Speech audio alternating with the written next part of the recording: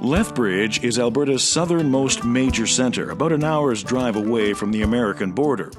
Known for its warm summers and mostly mild winters, this flat, open prairie town also holds the distinction of being a bit breezy. Today, Helge Amundsen has traveled here to hunt whitetail deer with his friend Jeff Coyle.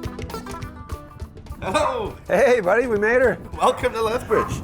Is it windy enough out there for you? Holy smokes, man. There were 2 vehicles turned over in the ditch. You didn't tell me anything about that. It happens more often than not. Live on the edge, 'cause brother, win or lose, it's all in what you do with the chance you're given. Yeah, through the wind and rain, you feel your heart pounding. You got one shot, what you got? Tell me what's it gonna be?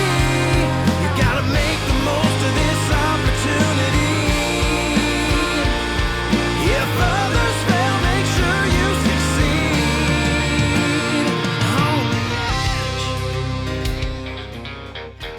The Edge is sponsored by Cabela's and also by Bog Pod, Browning, Buck Expert, Caldwell, Field Torque Knives, Prime Archery, High Mountain Seasonings, HowToHunt.com, Hornady, Polaris, 10-Point Crossbows, Wild Game Innovations Trail Cameras, and Vortex.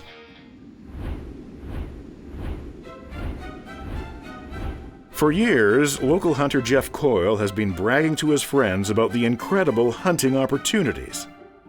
Jeff has been inviting me down forever. He says, you gotta come down here, check out this whitetail hunting area.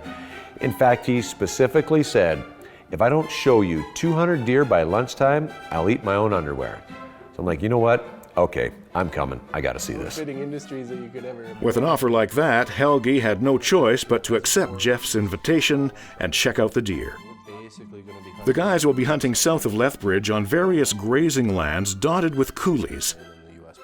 When Helge said that he wanted to come down and join me on a Lethbridge hunt, I was pretty excited to be able to take Helge and show him an area that I grew up hunting, show him an area where I learned how to hunt. I fell in love with the hunt. To show him an area that have a lot of deer, it was, it's an exciting thing. So that's the game plan.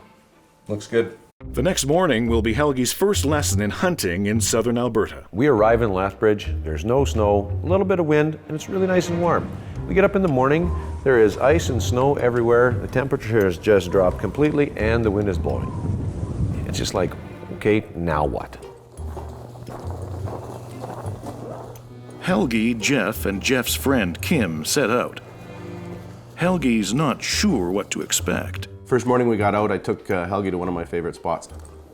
I said I'd show him 200 deer by noon, so my plan for the day was to get out there and show these guys some deer. You know what? I was prepared to take the mustard off one of my sandwiches and put it on his shorts because I knew there was no way we're going to see 200 deer. I mean, who sees 200 deer before lunchtime? Down and through here. They'll funnel up into here and then move their way into there in the morning. Well, there's something running across right there. We've only been here but a few seconds, and the deer are already moving. We can see one across the coulee. Whitetail doe coming into the bottom, so we gotta go in, get in, sit down, hunker down, and start glassing. And all of a sudden, like, there's one.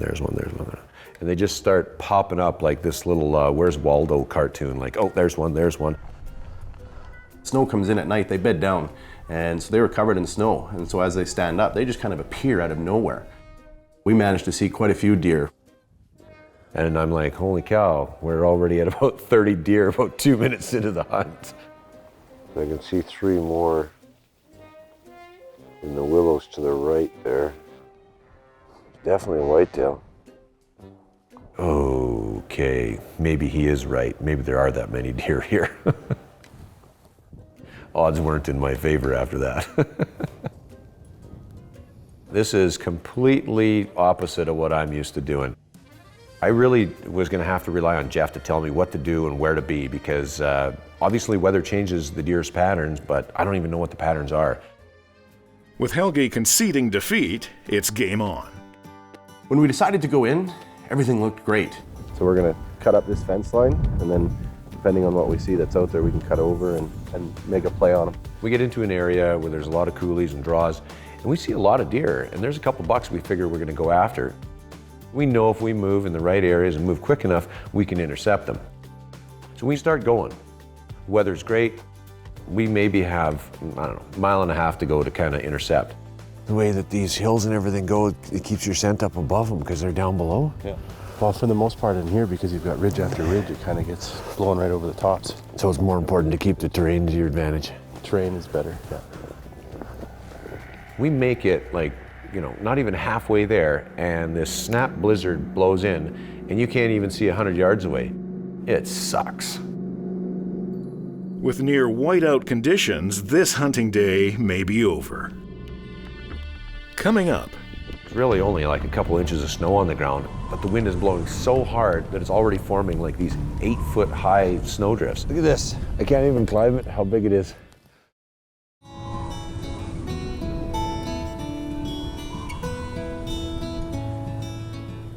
Helge Imenson and friend Jeff Coyle are hunting whitetail deer in southern Alberta. Jeff's been asking me for a long time to come down. He said, it is amazing, you're gonna see so many animals. There's this ridge, kind of walk Cut the edges, yeah. Because last time I seen them whitetails was over in there. Yeah. So far, Jeff's predictions have been spot on. It seems there are deer everywhere. We see some deer we wanna go after, and we're gonna go intercept them. We didn't even get halfway there, and a blizzard blows in out of nowhere, visibility's down to less than 100 yards. We couldn't even find the deer anymore. I think the biggest thing on days like today, you gotta have a little bit of luck. It kind of plays along with some of the weather you're playing with. Luck? We're professionals, screw that. As soon as the blizzard moved in, we lost all the deer because we couldn't see where they went. They move into any area that they could hunker out of the wind. We made the decision, you know what, let's call it for the day, because we can't see, you know, we couldn't see 2 telephone poles. We're just killed by the visibility, that's all. Yeah. Jeff grew up in the area and he knows the weather patterns well. He was taught by his father, including when to call it a day. My dad was the one who got me into hunting. He's the one who taught me all the tips and tricks over the years. He was my best buddy. You know, he was an interesting character. He loved to get out there, he loved to walk. My dad was a walker. He would walk the pants off us as kids. So he taught us a lot of the ways of being able to use the terrain to our advantage so that we were able to get into where the deer were. And, you know, their movements and their patterns in what they do and what the deer like to eat and why they're gonna be in these certain fields at certain times of the day. I can only hope that my son, as he grows, is gonna get that opportunity and hopefully be a little bit like me. As the weather continues to deteriorate, the group heads back to their truck. There's really only like a couple inches of snow on the ground, but the wind is blowing so hard that it's already forming like these 8-foot high snowdrifts. Look at this. I can't even climb it, how big it is. This is nuts. It's just phenomenal on how quickly everything changes there. The only thing that I can compare it to is like hunting in a mountain pass. One day you can walk up no problem, you try to come back down and there's 8 feet of snow in your way. It's unbelievable how quickly it changes. As quickly as it arrived, the blizzard stops. An hour ago, we couldn't see 100 yards. And now it's clear blue skies. There's hardly any wind at all, and the deer are up moving around all over the place. Unbelievable change. I looked over at Helge and I said, we're not going home yet. We're gonna go out and spot some more deer. And just like they were before the storm rolled in, the deer are plentiful. These deer just appear to be popping out of nowhere, literally, but all they did was just find a little spot out of the wind, just enough to shelter them, and then it stops, the sun comes out, and they're just standing up like gophers. I couldn't believe how many deer we saw.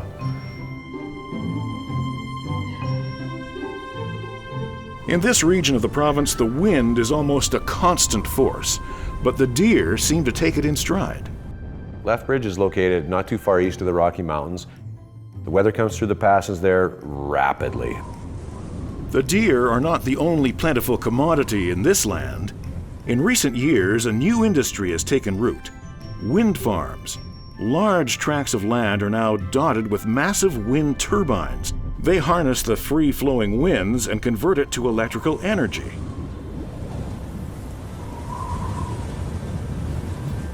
The winter squall costs them the day. There's not enough time for the hunters to scout out a suitable buck, but Jeff knows that there are plenty to choose from.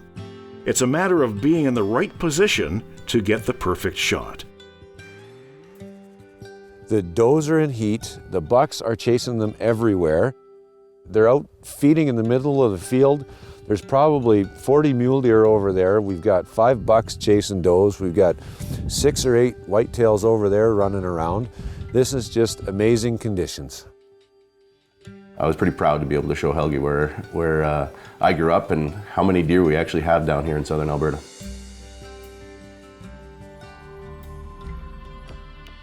Still to come. For whatever reason, I looked back and I seen this deer that it was coming right basically behind us. So I waited for a shot that I felt comfortable with.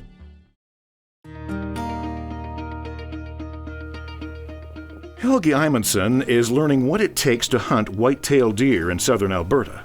It didn't take me long to realize that this was a great habitat for white-tailed deer down there. They got lots of food. I mean, lush croplands everywhere. You got coulees to go hide in. You got irrigation ditches all over the place. So they got everything they needed. And very few predators. I mean, there's a few coyotes running around there, but they don't have any wolves and bears. So you know what? It's a pretty darn nice place for them. This ideal habitat results in large numbers of deer, but the wide open spaces make it difficult for hunters to get close. The white-tailed deer were trying to elude the hunters in 2 fashions. One, very obvious to me, get down into the coulees, there's brush in there and you can be secluded and do your thing down there. It's great. The second way that the deer were trying to elude us was totally unknown to me. They would go out into the middle of fields on top of hills as far away from any area that they could be encroached upon and lay there and watch and listen and smell and make sure that nothing could get up on them. You'd look out in a field and there'd be 20 deer out in the middle of it, sitting there about 1.5 miles from the road. It was so weird. Helgi's friend Jeff is showing him the ropes. Jeff's been hunting in this region all his life, and he knows a thing or two. It's neat to be able to teach them some of the things and what's worked for you in the past. Down here, it's more about using the terrain and get there. You're moving quick and you've got to get in there, and it's a lot of long shots. And for where Helgi comes from, it's closer shots and it's thick bush and you're playing a different game as far as hunting. You're hunting the same species, but they are 2 totally different critters. So we're just gonna get right down this bottom. Local knowledge of the lands is essential in knowing where to hunt. The region is home to the McIntyre Ranch, one of the largest in Canada.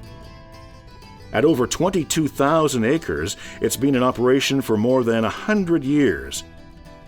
Not only do cattle graze these lands, but it's also been a safe haven for all animals. That ranch has been one single solitary piece of land that nobody's gone hunting in almost like 100 years. So it's really cool. There are world-class animals in there and it's a wonderful sanctuary. And you know what? I'm really glad those areas still exist. In this area here, when the deer travel from the McIntyre Ranch that's back in there, down into this area here. What's unique about this area, hunting around a massive ranch like that, it's almost like hunting along a national park. It doesn't take long for the deer to understand that this side of the fence, not cool. This side of the fence, all safe. It's kind of a cat and mouse game.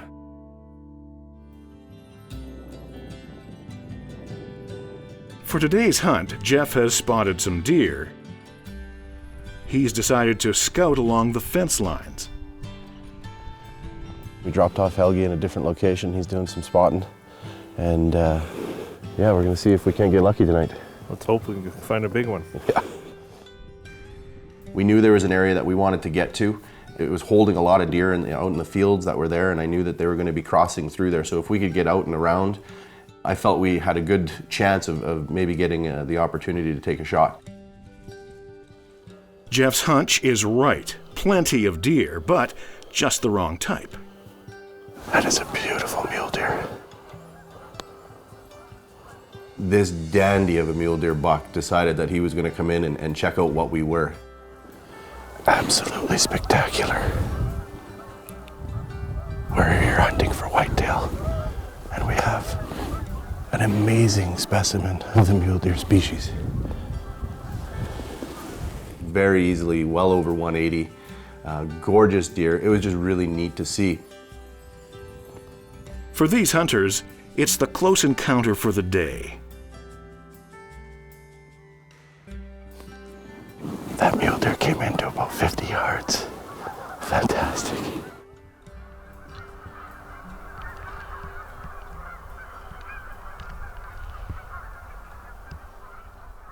The next morning, it's back to scouting for whitetail deer. So we decided to split up, and I'd head off back to the highway and watch from a vantage point about a mile or so away, and Jeff goes and moves in to see what he can do. All these deer follow this little coulee ahead of us, in front of us here, and then they head over along the fence line, go all the way over the fence line and go past where we were sitting yesterday, and eventually make their way to the McIntyre Ranch. And right on cue, the deer start to make their way to the ranch. For whatever reason, I looked back and I seen this deer that it was coming right basically behind us. It was circling around and coming in behind us. No, not now. Not now. Wait till he turns. It was really cool sitting there watching them inch their way along and then poke up and look, and we're watching where the deer are at. Come on, Jeff, shoot him. Right there. Shoot him. I crawled up on top of the hill. Everything kind of was playing out perfect. At that point, he was just a little over 300 yards away. So I waited for a shot that I felt comfortable with. He's gonna turn and go towards those does. Okay, right now, shoot him. The unfortunate part is he was moving away from me, so the more time that went by, the further and further he was getting. He finally turned broadside to us, and I took a shot. I shot right underneath him, and so it was a clean miss. It's part of hunting, and on that day, or that morning, that whitetail won. We thought, it'd be really good if we sat off just in case Jeff blows it. And he did, so good thing we did, because we got to watch and see where the deer goes. Still ahead. They were having a nap, like literally curled up like a little dog, horns on the ground, just having a good siesta. Just waiting for him to stand. There he is. Helge and his friend Jeff are hunting whitetail deer in southern Alberta. Jeff has already had one chance to take a buck. He finally turned broadside to us, and I took a shot.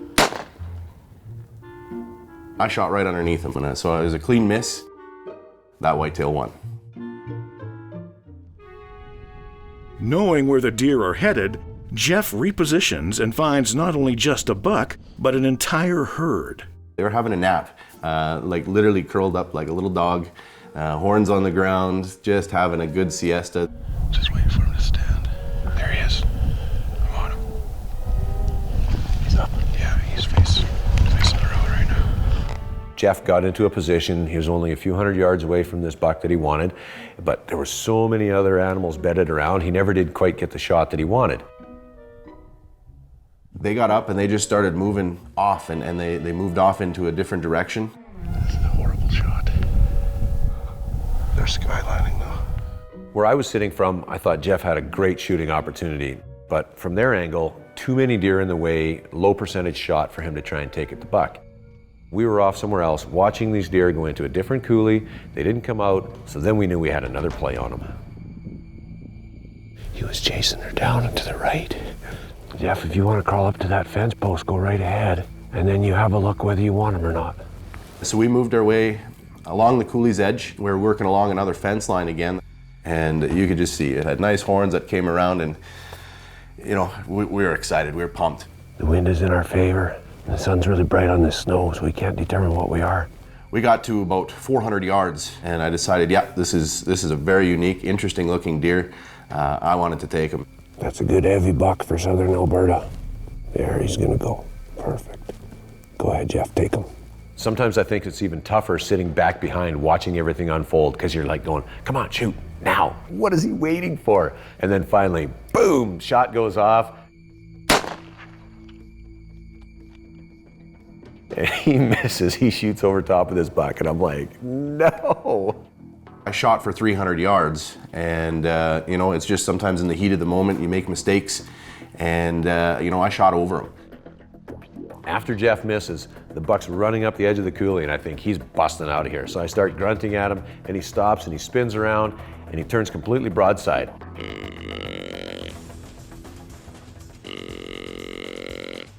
And I'm like, okay, shoot him. And Jeff is like not doing anything, and I see him monkeying around. When I shot, I guess when I had put the clip into the gun, I hadn't put it in or seated it correctly. The clip fell out and it fell into the snow. I'm like, oh no. Helgi was thinking. He was on his game. He came busting up. He got up to me. He handed me his gun.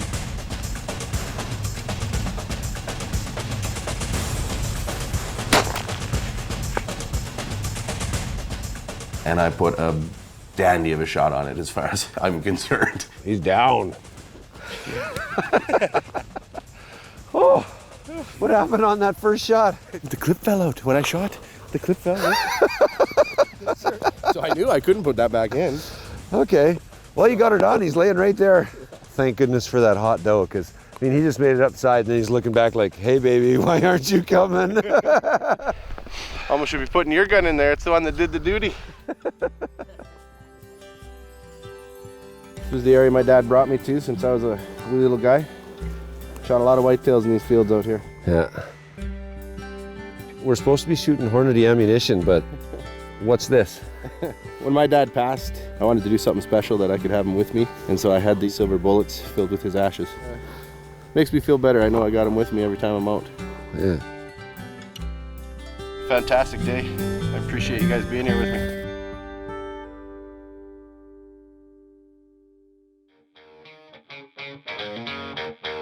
The Edge is sponsored by Cabela's and also by Bog Pod, Browning, Buck Expert, Caldwell, Field Torque Knives, Prime Archery, High Mountain Seasonings, HowToHunt.com, Hornady, Polaris, 10-Point Crossbows, Wild Game Innovations Trail Cameras, and Vortex.